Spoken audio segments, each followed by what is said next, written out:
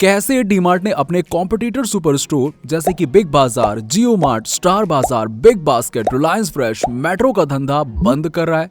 आइए जानते हैं डी मार्ट कौन सी बिजनेस ट्रिक से इतना प्रॉफिट कर रहा है। वो जानने से पहले दोस्तों हमारे चैनल को सब्सक्राइब कर दीजिएगा ताकि ऐसे ही नॉलेज भरी वीडियोस आपको मिलती रहें सबसे पहले। Maggi, chocolates, snacks, cosmetic, daily use product से लेकर राशन तक हर चीज अगर कहीं सस्ते दामों पर मिलती है तो वो है डी मार्ट। 149 की डेयरी मिल्क को 99 में और 99 की मैगी को 73 में बेचकर इस कंपनी ने कई बड़े रिटेल ब्रांड्स का धंधा चौपट कर रखा है। बिग बाजार, जियो मार्ट, स्टार बाजार, big basket, Reliance fresh, metro जैसे कई सुपरमार्केट जो कभी रिटेल स्टोर को अपनी जागीर समझते थे, वो आज रणनीति बदलकर वापस बाजार में अपना दबदबा कायम करने का ख्वाब देख रहे हैं। एक बड़े मार्जिन से प्रॉफिट कमाते हुए रिटेलर से डीमार्ट बेशक आगे है, लेकिन सवाल यह है कि राधाकिशन दमानी की यह कंपनी आखिर इतना मुनाफा कैसे कमा रही है। हैवी डिस्काउंट देने के बाद भी आखिर कौन सी रणनीति इन्हें छप्पड़ फाड़ कर प्रॉफिट दे रही है, कहां से पैसा आ रहा है इनके पास इतना। चलिए आज की वीडियो में जान लेते हैं इन सारी चीजों के बारे में। देखिए, हर दिन दिवाली और होली जैसे फेस्टिवल सीजन जैसा डिस्काउंट देने वाला डीमार्ट आज मिडिल क्लास का सच्चा साथी है। अपने कॉम्पिटिटर्स के छक्के छुड़ाते हुए आज डीमार्ट की नेटवर्थ 85 अरब रुपए है। एवेन्यू सुपरमार्केट द्वारा ऑन की गई इस कंपनी को स्टॉक इन्वेस्टर राधाकिशन दमानी ने कभी एक स्टोर से शुरू किया था और आज भारत में 284 स्टोर्स के साथ ये कंपनी कई एंटरप्रेन्योर्स की हवा निकाल चुकी है। रिटेल इंडस्ट्री में कोई भी सुपरमार्केट ब्रांड डी मार्ट के करीब अपना स्टोर खोलने से पहले 4 बार सोचता है, क्योंकि यहां मिलने वाले सस्ते सामानों के चलते कस्टमर्स इसी स्टोर की तरफ अपना रुख कर लेते हैं। लेकिन ये सवाल हर ग्राहक के दिमाग में आता जरूर है कि आखिरकार ये ब्रांड इतना ज्यादा डिस्काउंट देकर भी प्रॉफिट कैसे कर रहा है।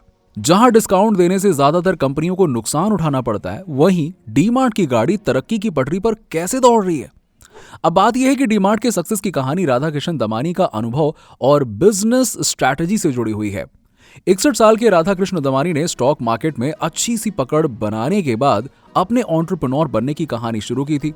स्टॉक के आइडियाज को रिटेल्स पर लगाते हुए वो धीमे धीमे आगे बढ़े। 2002 में उन्होंने रिटेल चैन मेथड से पहले एक स्टोर को स्टैब्लिश किया और फिर स्लोली प्रोग्रेस स्ट्रैटेजी को अपनाते हुए 20 सालों में 284 नए स्टोर्स खोले। अब जियो मार्ट, बिग बाजार जैसे ब्रांड्स के हजारों स्टोर्स के सामने ये स्टोर की संख्या भले ही कम लगती है, लेकिन क्वालिटी और प्रोडक्टिविटी को मेंटेन करते हुए आज डीमार्ट भारत का नंबर 1 सुपरमार्केट चेन बन गया है। और ये इसीलिए संभव हो पाया है क्योंकि इन्होंने पहले सप्लायर और फिर वेंडर्स पर अपनी पकड़ बनाई। वेंडर्स और सप्लायर के पेमेंट्स को जल्दी चुकता करने से प्रोडक्ट्स और ज्यादा सस्ते दामों पर मिलने लगे, क्योंकि ज्यादातर ब्रांड्स वेंडर्स और सप्लायर का हिसाब सालों तक पेंडिंग रखते हैं। वहीं डीमार्ट हर महीने उनका हिसाब क्लियर कर देता है। साथ ही साथ बड़ी क्वांटिटी में माल खरीदने की वजह से भी मैन्युफैक्चरर से डीमार्ट को प्रोडक्ट सस्ते दामों में मिल जाता है और ये इस प्रोडक्ट को कस्टमर्स को भी सस्ते दामों पर बेचते हैं। खुद ज्यादा प्रॉफिट के चक्कर में उसको महंगे पे नहीं बेचते हैं। इस रणनीति के अलावा डीमार्ट ने कई और स्ट्रैटेजीज पर खुलकर काम किया, जैसे कि 90% स्टोर को इन्होंने अपनी खुद की प्रॉपर्टी पर पूरा खोला है और जो स्टोर्स खुद की प्रॉपर्टी पर नहीं है इसे उन्होंने 30 साल के लिए लीज पर उठाया हुआ है। इससे फायदा यह है कि डीमार्ट को हर महीने रेंटल खर्चे के झंझट से गुजरने की जरूरत नहीं है। साथ ही साथ इसे हर साल बढ़ने वाले रेंट से भी कोई नुकसान नहीं पहुंचता है। हालांकि शुरुआत में प्रॉपर्टी खरीदने के चलते कंपनी की स्पेंडिंग कॉस्ट काफी ज्यादा होती थी, लेकिन अब ये सभी पुराने खर्चे वसूल कर चुकी है। रेंट के बचत करने के अलावा डीमार्ट अपने एयर कंडीशन, प्लेस, लाइटनिंग और म्यूजिक सिस्टम जैसी फैसिलिटीज पर भी बचत करता है। जी हाँ दोस्तों, इस स्टोर में आपको बड़े लैविश स्टोर की तरह टॉप नॉच एक्सपेंसिव सर्विसेज नहीं मिलेंगी, लेकिन यहाँ मिलने वाले डिस्काउंट वो आपका दिल जरूर खुश कर देंगे।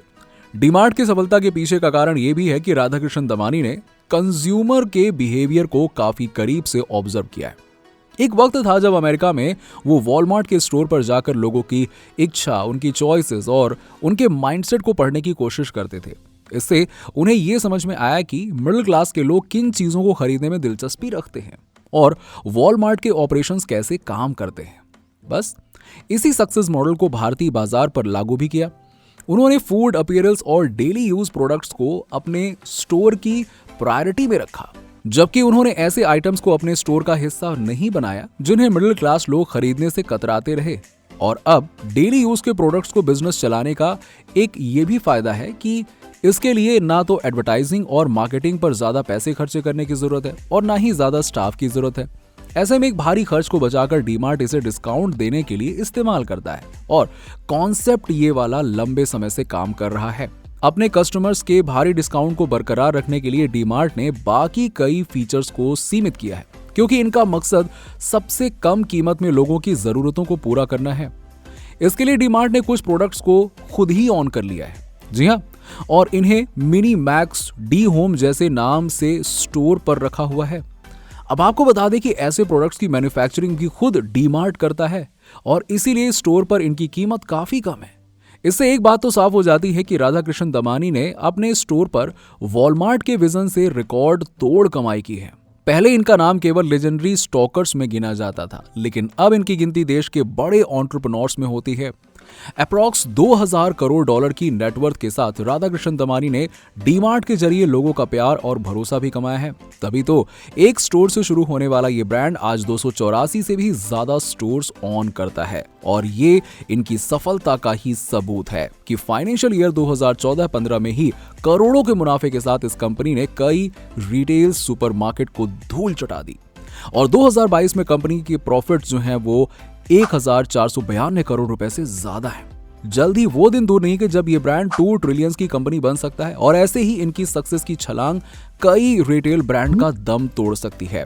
अब इस डीमार्ट सक्सेस मॉडल पर आपकी क्या राय है? आप इससे कितने सहमत हैं? हमें जरा कमेंट सेक्शन में कमेंट करके बताइए। और क्या कोई इससे भी बेहतर मॉडल हो सकता है आपके नजरिए में? क्या आपके पास ऐसा कोई मॉडल? कमेंट सेक्शन में कमेंट करके बताइए और ऐसी नॉलेज वीडियोस को देखने के लिए हमें शेयर और सब्सक्राइब करना ना भूलें।